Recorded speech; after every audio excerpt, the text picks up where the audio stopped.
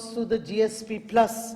and this has been linked to implementation of human rights conventions by Pakistan, which Pakistan is already a signatory to.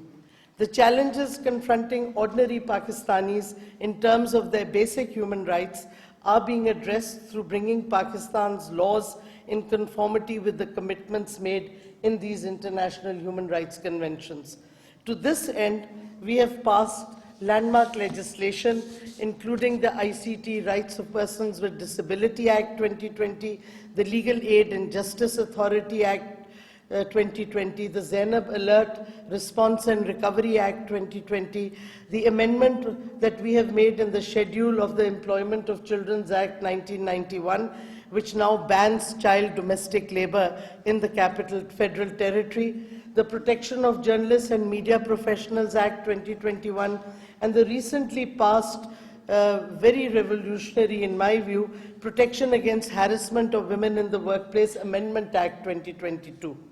But two outstanding issues remain in fulfilling our international commitments and in improving and providing justice and security for the people of Pakistan, the ordinary citizens, which is one of the big domestic challenges. And those two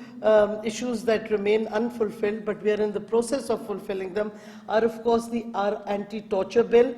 and criminalization of enforced disappearances, a bill that was passed by the National Assembly and is taking a long time to appear in the Senate, but hopefully it will appear.